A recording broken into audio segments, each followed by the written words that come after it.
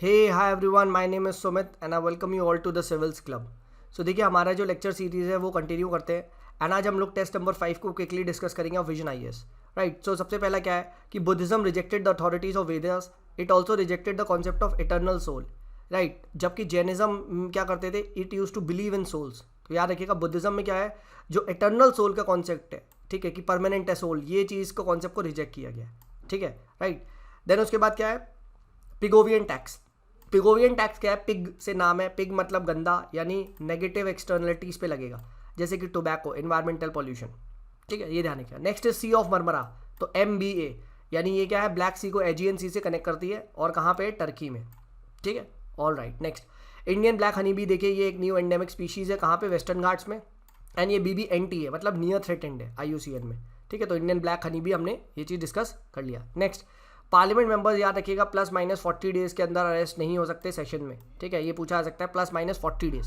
ठीक है, वो इसलिए है क्योंकि आपका, ताकि वो अच्छे से इंडिपेंडेंटली काम कर पाएँ. बट रिमेंबर क्रिमिनल केस में नहीं है, ये नहीं कि गोली मार के आकर बैठ जाओ तुम और क्या बोलते बोलो कि मैं तो भाई पार्लियामेंट का मेंबर हूँ. ठीक है, ऐसा नहीं है. ठीक है. अच्छा मुझे आप एक बात बताइए, प्रेसिडेंट ऐसा हो सकता है क्या क्रिमिनल केस के लिए भी अरेस्ट हो सकता है while he is in session? ये बताइए. ठीक है, ये मुझे कमेंट सेक्शन में बताना. ठीक है. All right. नेक्स्ट बढ़ते आगे. सो नेक्स्ट आता है, देखिए रिफ्यूज्ड डिराइव फ्यूल. ये क्या है, रिफ्यूज नाम में लिखा है ऐसी चीज़ जो बेकार है, यानी म्युनिसिपल सॉलिड वेस्ट से बना हुआ फ्यूल. ठीक है, दिस इज वेरी इंपॉर्टेंट. ठीक है, म्युनिसिपल सॉलिड वेस्ट से बना हुआ फ्यूल है. ठीक है, और ये पूछा जा सकता है this is a renewable energy वाला फ्यूल. ठीक है, दिस इज रिन्यूएबल एनर्जी का फ्यूल. नेक्स्ट आता है कि कैलाशनाथ टेम्पल कहाँ पे है, तो देखिए ये एलोरा में. ठीक है, द्राविड़ा स्टाइल में बना हुआ है. राष्ट्रकूटाज में कृष्णा वन ने बनवाया था. ठीक है, and it is dedicated to Shiva. But वहाँ पे क्या है, विष्णु जी के भी स्कल्पचर है and it is a world heritage site. So remember KD, Dravida, Ellora, Rashtrakutas. ठीक है, तो ये चीज़ ध्यान रखना, KEDR, केदार. ठीक है, ये आपको पता होना चाहिए. ठीक है, ताकि आप मैच कर पाएंगे. ठीक है. देन EPFO याद रखिएगा, लगता है कि ये आपकी मिनिस्ट्री ऑफ फाइनेंस के अंदर आती है, बट ये मोल के अंदर आती है. ठीक है, employment provident fund organisation, ministry of labour के अंदर आती है, मोल. ठीक है. नेक्स्ट बात करते हैं डेली प्रपोजल्स. तो देखिए डेली प्रपोजल्स वो प्रपोजल थे जो ये कहे गए थे कि भाई नेहरू रिपोर्ट में इंक्लूड करो. क्या क्या थे कि जॉइंट इलेक्टोरेट्स होंगे in place of separate electorates. ठीक है, जहाँ पे रिजर्व सीट्स होगी मुस्लिम्स के लिए. 1/3 ऑफ रिप्रेजेंटेशन दिया जाएगा मुस्लिम्स को सेंट्रल लेजिस्लेटिव असेंबली में. ठीक है, ये आपके पास प्रपोजल्स थे, और भी थे. बट जब इनको नेहरू रिपोर्ट ने नहीं माना तो उसके बाद क्या हुआ, जिन्ना के 14 पॉइंट्स आए. तो ये पूछा जा सकता है arrange the following in chronological order. Number 1 Delhi proposal, number 2 Nehru report, number 3 जिन्ना के 14 पॉइंट. तो याद रखना, पहले दिल्ली प्रपोजल आए, उन प्रपोजल को नेहरू रिपोर्ट ने मना कर दिया. ठीक है, मतलब कुछ थोड़ी थोड़ी दिक्कतें थी, कुछ प्रपोजल्स एक्सेप्ट हुए भी थे, ऐसा नहीं है. ठीक है. बट उसके बाद फिर नेहरू, उसके बाद जिन्ना के 14 पॉइंट्स आए. ठीक है, तो ये चीज़ ध्यान रखना. ये आपके, मैं यहाँ पे लिंक शेयर करता हूँ, ये काफ़ी अच्छा से यहाँ पे दिया हुआ है. ठीक है, आई थिंक ये देखिए यहाँ पे पहले ये डेली प्रपोजल्स आए थे. ठीक है, उसके बाद आपका क्या हुआ था, उसके बाद नेहरू रिपोर्ट आई. ठीक है, एंड उसके बाद जब नेहरू रिपोर्ट से लोग सेटिस्फाई नहीं हुए तो क्या हुआ, तो उसके बाद आपके अमेंडमेंट प्रपोज किए गए बाय जिन्ना, और उनके जो आपके कुछ 14 पॉइंट्स वगैरह हैं. ठीक है, ये सब चीज़ें यहाँ पे दी गई. ठीक है, कुछ अमेंडमेंट प्रपोज किए गए जिनको नहीं माना गया. ठीक है, जिनको नहीं माना गया, उसके बाद जिन्ना जी के 14 पॉइंट्स आए, ये आए. तो ये आप थोड़ा सा देख लेना, मतलब ये एटलीस्ट क्रोनोलॉजिकल ऑर्डर पता होना चाहिए. ठीक है, वो फंसा सकता है यहाँ पे ना, ये चीज़ में ना. देखो ये it is very least talked about thing. ठीक है, तो अगर टफ क्वेश्चन बनाना होगा तो वो यहाँ पे ये फंसा देगा. ठीक है. राइट. तो जो ऑल पार्टीज कॉन्फ्रेंस हुई थी 1928 में पोस्ट नेहरू रिपोर्ट. ठीक है. राइट. तो वहाँ पे क्या बोलते हैं, 3 अमेंडमेंट्स की बात चली थी. ठीक है, कि 1/3 रिप्रेजेंटेशन दो हमें सेंट्रल लेजिस्लेचर में, reservation to Muslims in Bengal and Punjab. ठीक है, in proportionate to the population. ठीक है, एंड रेसिडुअल पावर प्रोविंसेस पे होनी चाहिए. ठीक है, since the these demands were not accommodated, Jinnah went back to the Shafi faction of the Muslim League, वो कट्टर वाला फैक्शन, एंड वहाँ पे 14 पॉइंट दिए, एंड 14 पॉइंट ये रहे. तो इसको प्लीज़ पढ़ लेना भाई. ठीक है. राइट. ये चीज़ इंपॉर्टेंट है, मतलब इन द सेंस कुछ भी एक पॉइंट बता सकता है, which of the following was not a 14 point. ठीक है, और वहाँ पे उन्होंने सेपरेट इलेक्टोरेट्स की डिमांड रख दी. तो ये पूछा जा सकता है जिन्ना के 14 पॉइंट में सेपरेट इलेक्टोरेट्स की डिमांड थी या नहीं थी, भाई बिल्कुल थी. ठीक है, ऐसी फंसाएगा भाई, ऐसी फंसाएगा वो. ठीक है, याद रखना. चलिए आगे बढ़ते हैं. फिर फ्रिक्शनल एम्प्लॉयमेंट क्या होता है, तो फ्रिक्शनल एम्प्लॉयमेंट ट्रांजिशन में, जब आप ट्रांजिशन में होते हैं, जॉब स्विच वगैरह कर रहे होते हैं. ठीक है. राइट. तब वो आपका क्या आता है, फ्रिक्शनल एम्प्लॉयमेंट होता है, जब आप अनएम्प्लॉयड होते हैं due to job changes. Structural employment आता है due to change in structure of economy. Cyclic employment आता है जब वीक डिमांड है. ठीक है, तो उसमें क्या होता है कि भाई companies they try to save a lot of money by firing. तो जो रिसेंट ले ऑफ हुआ है वो क्या है, वो एक साइक्लिंग अनएम्प्लॉयमेंट का पार्ट है, रिसेशन वगैरह आ रही है. सीजनल अनएम्प्लॉयमेंट वो आपका एग्रीकल्चर टूरिज्म में चलता है जब बूम और बस साइकिल होती है, ठीक है, तो ये ध्यान रखिएगा। देन उसके बाद आता है बेलगाम सेशन 1924 में हुआ था, गांधी जी में हुआ था, Gandhi ji was the chairman, ये सबको पता है। देन उसके बाद क्या यहाँ पे ध्यान रखिएगा, Gandhi ji brought an end to the tussle between Swarajist and no changers.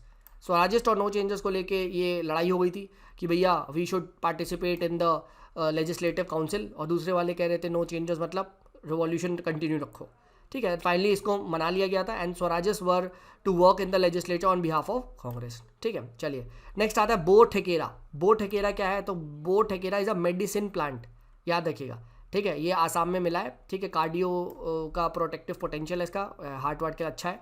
Main याद रखने का बो ठेकेरा, ठीक है। तो ठेके में जाके मेडिसिन मिलेगी, बस समझ लो, ठीक है।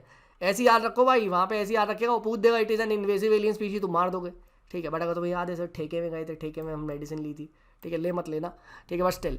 Next 12th Global Carbon Project Future Earth का है, ठीक है। This is a project of Future Earth, ठीक है। And it gives the knowledge of 3 gases CO2 CH4 NO2, ठीक है, ये चीज़ ध्यान रखिएगा। देन उसके बाद क्या, क्वार्क्स मेकअप ऑफ मतलब क्वार्क्स जो हैं वो प्रोटॉन और न्यूट्रॉन को बनाते हैं, प्लीज़ रिमेंबर दिस।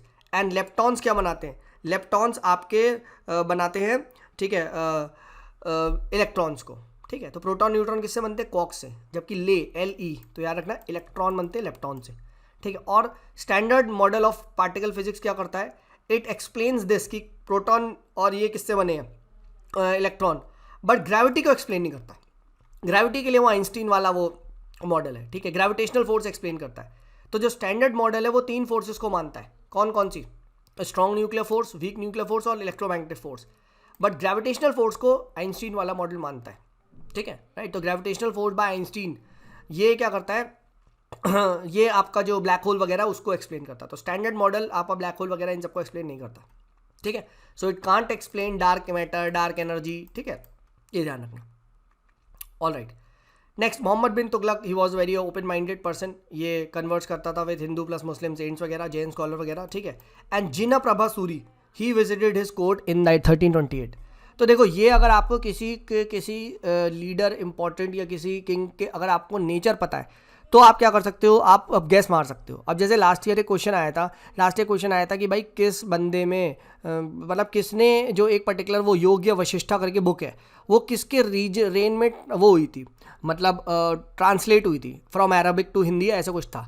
तो भाई वही तो वो करवाएगा जो थोड़ा सा आप समझ सकते हो, जो नॉन कट्टर होगा, जो लिबरल माइंड सेट होगा। तो भाई वो अकबर था, ठीक है, औरंगजेब तो बिल्कुल नहीं होगा, ठीक है। तो ऐसे देखो क्वेश्चन को ना फोड़ना होता है, ठीक है। अब आपको पता है मोहम्मद बिन तुगलक, अब ऐसे पूछ लेगा Mohammad bin Tughlaq followed the policy of religious prosecution, ठीक है, तो भाई अब मार पता नहीं है, बट आपको पता है मोहम्मद बिन तुगलक यार he is a cool guy, समझ लो, तो बस सिंपल, ठीक है। तो ओपन माइंड है, याद रखिएगा, ठीक है। Jina Prabha Suri visited his court, ये हमने डिस्कस कर लिया, जैन स्कॉलर, ठीक है। आगे बढ़ते, cabinet secretary is the head of cabinet secretariat and not central secretariat. अब आपको बताना है सेंट्रल सेक्रेटेरिएट का हेड कौन होता है, ठीक है। Then chief secretary is the chief of state secretariat, while cabinet secretary is not the chief of central secretaries, याद रखिएगा, cabinet secretary is not the chief of central secretaries, जबकि chief secretary is the chief of state secretaries, ठीक है। State में याद रखिएगा, ये ध्यान रखिएगा, चीफ सेक्रेटरी जो स्टेट लेवल पे है, ठीक है, it is the chief of the state secretary, जबकि कैबिनेट सेक्रेटरी इज नॉट, ठीक है, ये ध्यान रखिएगा। देन हाइपरमाइट्रोपिया याद रखिएगा, this is also called as long sightedness, ठीक है, कॉन्वेक्स लेंस से सही होता है। एंड यहाँ पे क्या होता है, आई बॉल शॉर्टन्स, ठीक है। तो हाइपरमाइट्रोपिया 2 होता लॉन्ग साइट है बट आई बॉल छोटी हो जाती है, ठीक है, ये क्या। देन इक्वेटर पे सन कब होता है, 21 MS, इक्वेटर मतलब इक्वल MS धोनी, या मतलब 21 मार्च 21 सितंबर, ये पूछा था लास्ट ईयर भी, ठीक है। कैप्रिकॉर्न पे कब होता है, ऑब्वियस सी बात है भाई, फिर सितंबर के बाद जाएगा, दिसंबर में होता है, ठीक है। और कैंसर पे कब होगा, उससे पहले, ठीक है, यानी जून, 21 जून, ठीक है, तो ये ध्यान रखना। देन इंग्लिश तन कमीशन क्या था, इंग्लिश तन कमीशन, ठीक है, ये था IPS पब्लिक सर्विस के लिए बना था 1912 में, ठीक है। It recommended the reform in the public service in 1912, ठीक है, बस ये ध्यान रखिएगा। फाइन, तो ये हमने क्या डिस्कस कर लिया, ये हमने डिस्कस कर लिया आपका जो टेस्ट नंबर 5 है उसको डिस्कस कर लिया। नेक्स्ट देखो, एक अनअकैडमी का ओपन मॉक है, ठीक है, तो इसको भी मैंने इससे भी शॉर्ट नोट्स निकाल लिए थे, राइट। तो इसको भी यहाँ पे अब नेक्स्ट क्विकली डिस्कस कर लेते हैं।